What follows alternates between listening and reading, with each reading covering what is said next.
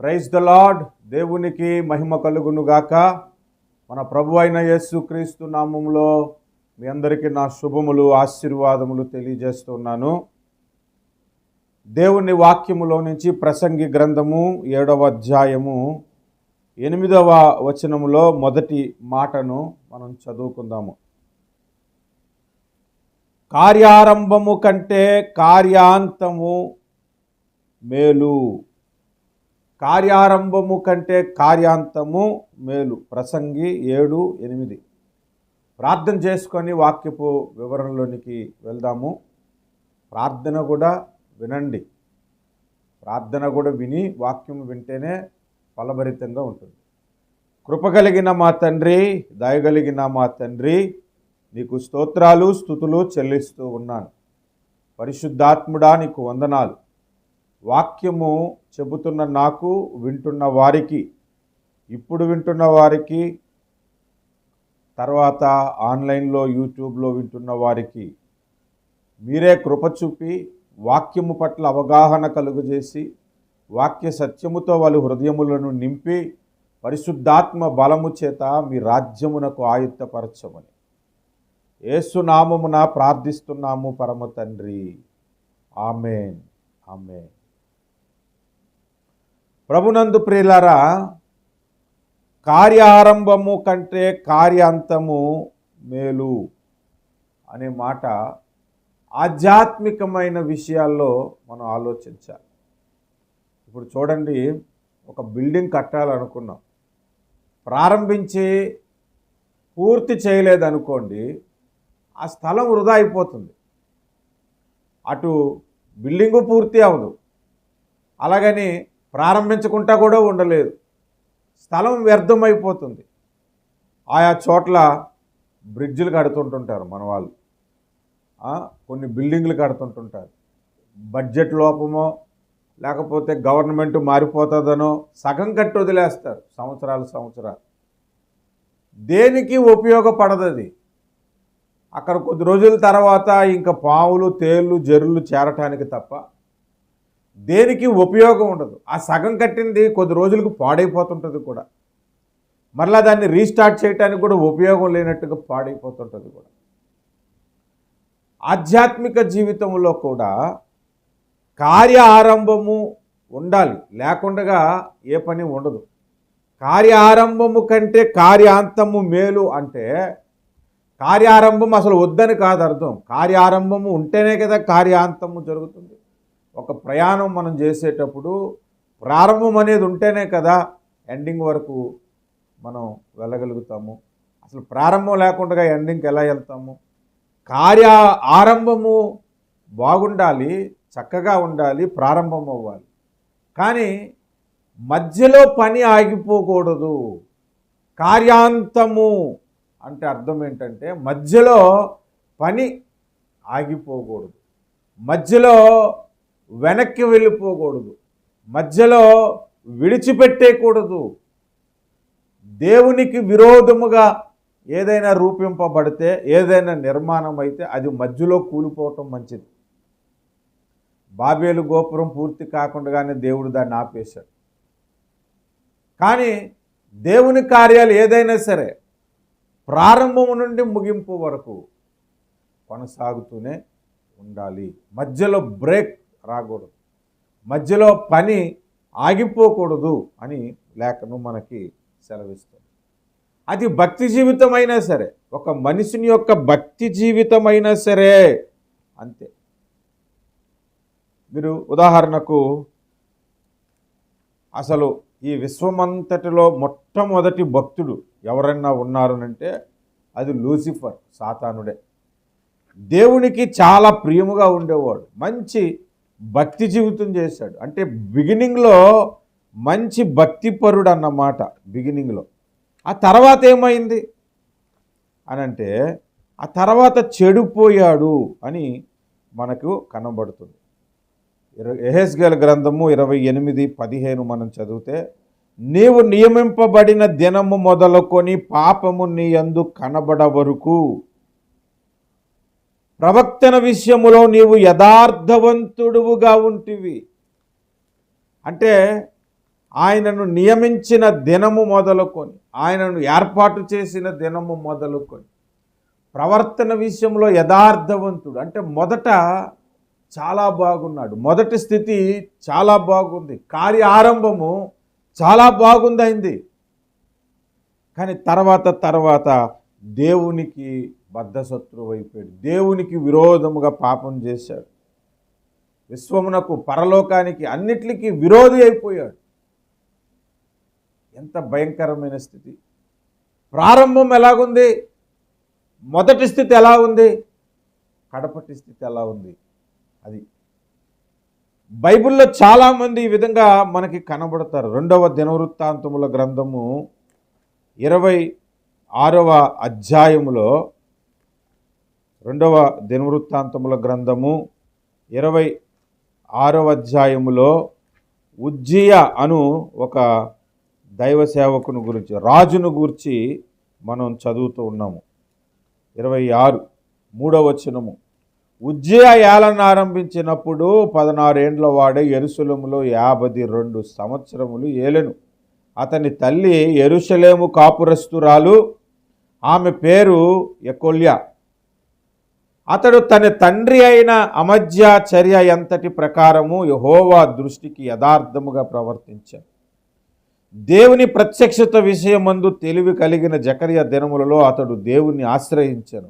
అతడు యెహోవాను ఆశ్రయించినంత కాలము దేవుడు అతన్ని వర్ధిల్లజేసెను. ఇది ఆయన మొదటి స్థితి. మొదట దేవుణ్ణి ఆశ్రయించాడు, భక్తి జీవితంలో, ప్రవర్తనలో, యథార్థతలో చాలా బాగుంది. అదే అధ్యాయం 16వ వచనం చదివితే, అయితే అతడు స్థిరపడిన తర్వాత అతడు మనస్సున గర్వించి చెడిపోయెను. చూసారా, భక్తి జీవితంలో మొదట నువ్వు ఎలాగున్నావు, తర్వాత ఎలాగున్నావు. సాతాను ఒకప్పుడు మంచి భక్తిపరుడు లూసిఫర్, తర్వాత సాతానుగా మారిపోయాడు. ఉజ్జియా ప్రవర్తన విషయంలో, అన్ని విషయాల్లో మంచి భక్తిపరుడు, తర్వాత మనసును గర్వించి చెడిపోయాడు. ఇస్కరియోతు యోధా యేసు ప్రభువుతో శిష్యుల్లో అతను కూడా ఒకడు, తర్వాత డబ్బును ఆశించి చెడిపోయాడు. బిలామును గురించి మనం బైబిల్ చదివితే దేవుడు అతనితో మాట్లాడేవాడు, ప్రతి రాత్రి దేవునితో మాట్లాడేవాడు. దేవుడు అతనికి వరం ఇచ్చాడు, ఎవరిని శపిస్తే వారు శపించబడతారు, ఎవరిని దీవిస్తే వారు దీవించబడతారు. మంచి ఆధ్యాత్మిక జీవితం కలిగిన వాడు, జరగబోయేది ముందుగానే ఎరిగినవాడు, దేవోక్తి ఎరిగినవాడు, మహోన్నతుని విద్య ఎరిగినవాడు. కానీ త్రోవ తప్పిపోయాడని, తన భక్తి జీవితంలోంచి తొలగిపోయాడని బిలామును గూర్చి బైబిల్ చెప్తుంది. సంఖ్యాకాండం 22 నుంచి 25 అధ్యాయాల వరకు బిలామును గూర్చి మనం నేర్చుకోవచ్చు.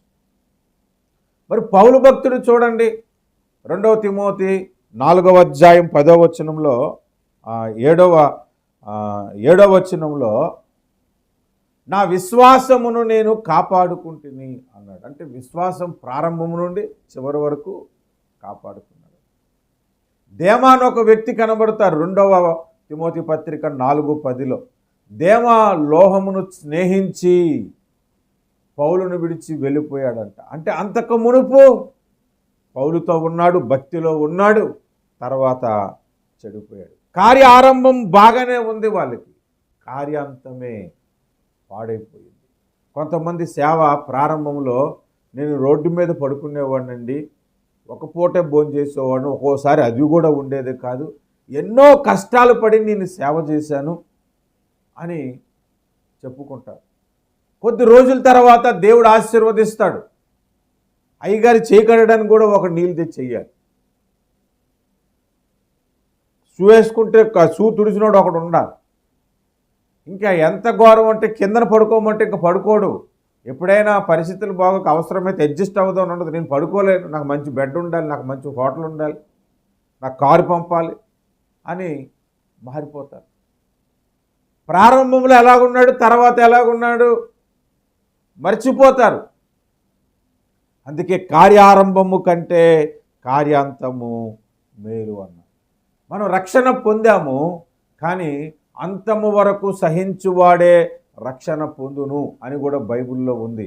రక్షణ పొందాం, కార్య ఆరంభం బాగానే ఉంది, కానీ ముగింపుకు వచ్చేంత వరకు ఆ రక్షణలోనే నీవు కొనసాగుతూ ఉన్నావా? ఇది ప్రభు మనతో మాట్లాడుతున్న మాట. ప్రకటన గ్రంథము 2వ అధ్యాయము 4వ వచనం చూద్దామా ఒకసారి. ప్రకటన గ్రంథము 2వ అధ్యాయము 4వ వచనము. అయినను మొదట నీకుండిన ప్రేమను నీవు వదిలితివి, నేను నీ మీద తప్పు ఒకటి మోపవలసి ఉన్నది. మొదట ఉన్న ప్రేమ తర్వాత లేదు. ప్రారంభంలో ప్రేమ బాగుంది, సంఘంలో బాగుంది, పరిచర్యలో బాగుంది, భక్తి జీవితంలో బాగుంది, ప్రేమ విషయంలో. కానీ తర్వాత ఆ ప్రేమ చల్లారిపోయిందన్నమాట. మొదటున్న ప్రేమ లేదు. కొంతమంది ప్రేమించి పెళ్లి చేసుకుంటారు. పెళ్ళికి ముందున్న ప్రేమ, పెళ్ళైన కొత్తలో ఉన్న ప్రేమ చివరిదాకా భార్య మీద ఉండదు. నా భార్య ఒక మాట చెప్తుంది, ఎప్పుడైనా సరే భక్తి కానీ ప్రేమ కానీ ప్రవర్తన విషయంలో కానీ ఉదయించే సూర్యుడిలాగా ఉండాలి, నిట్ట మధ్యాహ్నం సూర్యుడిలాగా ప్రకాశించాలి ఎదుగుతూ. అంతేగాని నిట్ట మధ్యాహ్నం సూర్యుడి నుంచి అస్తమయ సూర్యుడిలాగా కొందరి జీవితాలు ఉంటాయట. అలా ఉండకూడదు అని భక్తిలో ఎదుగుతూ కార్య అంతము వరకు, ముగింపు వరకు అది ఎదుగుతూనే ఉండాలి. అది భక్తి మనకు నేర్పిస్తుంది. మొదట నీకున్న ప్రేమను నీవు వదిలితివి అంటే దేవుడు దాన్ని కూడా అడుగుతున్నాడు, ప్రేమ విషయంలో అడుగుతున్నాడు. ఇంకా చూడండి, ప్రకటన గ్రంథము 2వ అధ్యాయము 19వ వచనము. నీ క్రియలను, నీ ప్రేమను, నీ విశ్వాసమును, నీ పరిచర్యను, నీ సహనమును నేను ఎరుగుదును. నీ మొదటి క్రియల కన్నా నీ కడపటి క్రియలు మరి ఎక్కువైనవిని ఎరుగుదును అన్నాడు. ఆ సంఘంలో ఒక తప్పు ఉంటే ఉన్నాయి, కానీ క్రియల విషయంలో మొదటి క్రియల కంటే కడపటి క్రియలు ఇంకా ఎక్కువయ్యాయి. ఇంకా క్రియలు ప్రవర్తనలోను, ప్రేమలోను, అన్నిటిలో, విశ్వాసములో, పరిచర్యలు ఎదిగారు. వీళ్ళు బాగా ఎదిగారు. కానీ యెజబెలు స్త్రీని ఉంచారు, అదొకటే ప్రాబ్లం. సరే, యెజబెలు స్త్రీ ఆ సంఘంలో ఉన్నదన్న దాని గురించి మనం మాట్లాడుకోవద్దు. క్రియల విషయంలో వాళ్ళు ప్రారంభం ఎలాగుంది, కడపటి వరకు ఆ క్రియల విషయంలో ఎదుగుతూ వచ్చారు. హెబ్రీ పత్రికలో ఇంకొక మాట చూద్దాము, చాలా ప్రాముఖ్యమైన మాట. హెబ్రీ పత్రిక 2వ అధ్యాయం, హెబ్రీ పత్రిక 2వ అధ్యాయము 15వ వచనం చదువుదాం.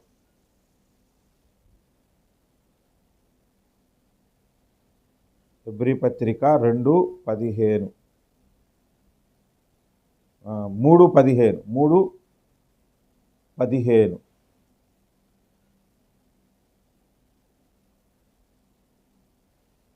12 నుండి చదువుదాము. సహోదరులారా, జీవము గల దేవుని విడిచిపోవునట్టి విశ్వాసము లేని దృష్ట హృదయము మీలో ఎవని యందైనా ఒకవేళ ఉండునేమో అని జాగ్రత్తగా చూచుకొనుడి. నేడు మీరు ఆయన శబ్దము వినిన ఎడల కోపము పుట్టించినప్పటి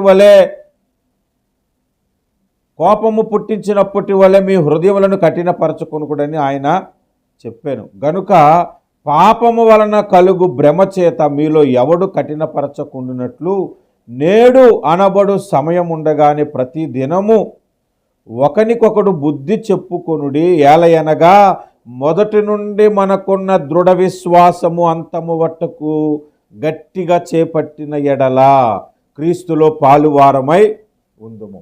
మొదటి నుండి మనకున్న దృఢ విశ్వాసం అంతము వరకు చేపట్టిన ఎడల అన్నాడు. మొదట నీకున్న విశ్వాసము అంతము వరకు ఆ విశ్వాసం ఉండాలి. అపోస్తులైన పౌలు మొదట ఏ విశ్వాసం ఉందో ఆ విశ్వాసము కాపాడుకున్నాడంట. లూకా సువార్త 18వ అధ్యాయములో అన్యాయస్తుడైన న్యాయాధిపతిని గురించి ఉపమాన భావం చెప్పినప్పుడు అక్కడ విధవరాండ్రు ఒక ఆమె కనబడుతుంది, మాటికి వెళ్ళి గోజాడుతుందంట.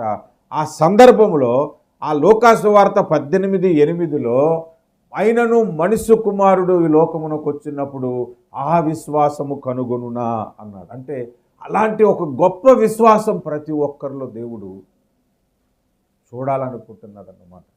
విశ్వాస జీవితం బాగానే ప్రారంభమైంది, కానీ కార్యాంతము వరకు విశ్వాసములు ఎదగాలి కానీ తరిగిపోకూడదు.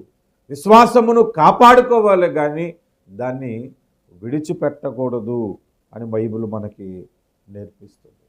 ఇంకా చాలా సందర్భాల్లో గలతీ పత్రిక 3వ అధ్యాయము మొదటి 3 వచనాలు మనం చదివితే, గలతీ పత్రిక 3వ అధ్యాయము మొదటి 3 వచనాలు.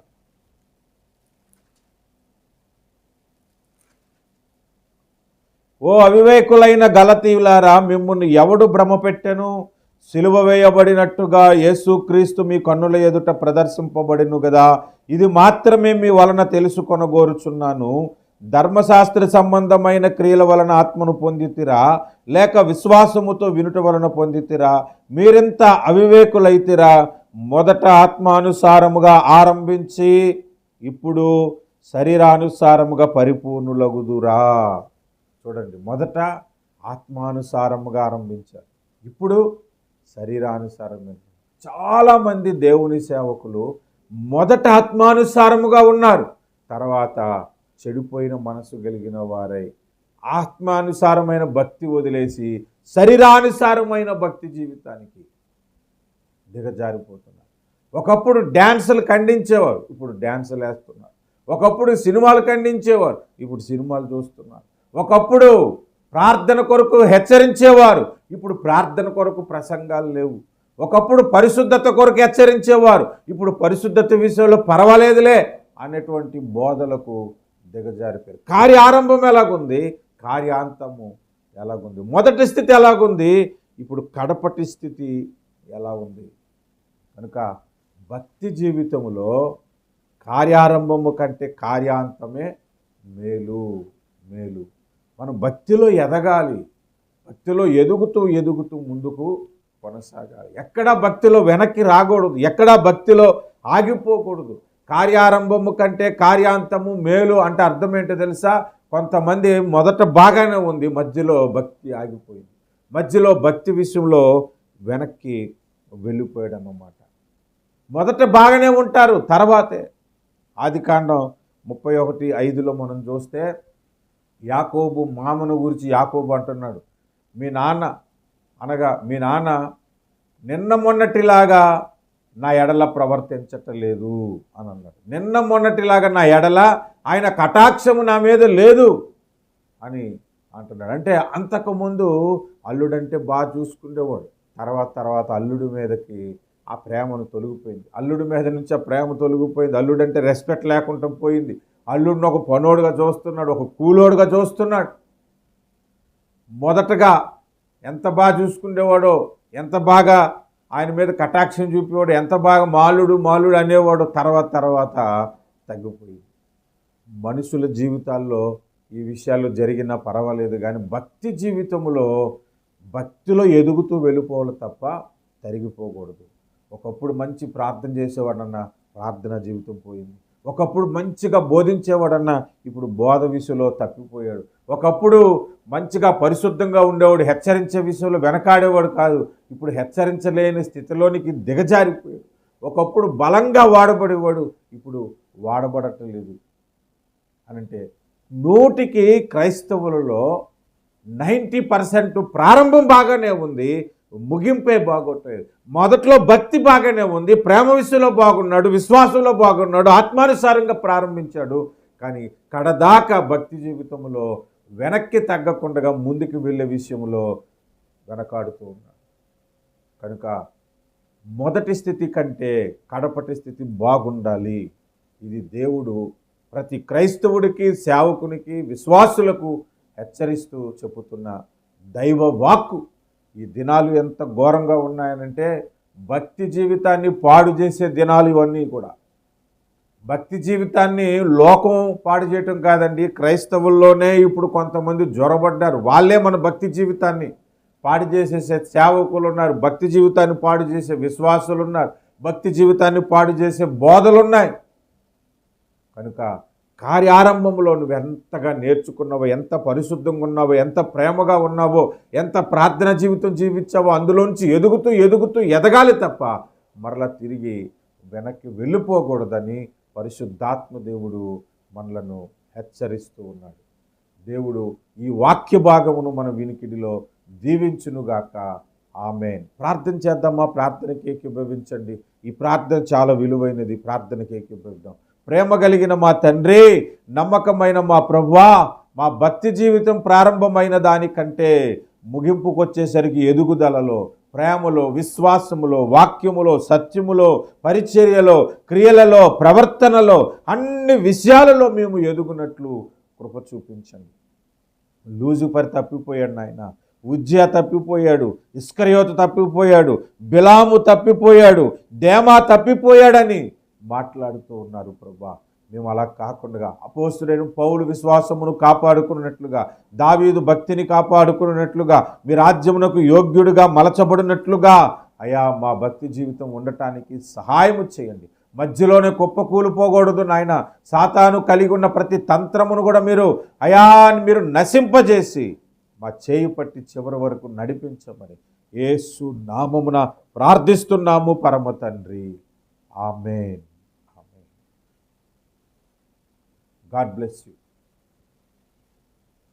ప్రభునందు ప్రియులారా, దేవుని సేవా పిలుపుండి సేవ చేయాలి.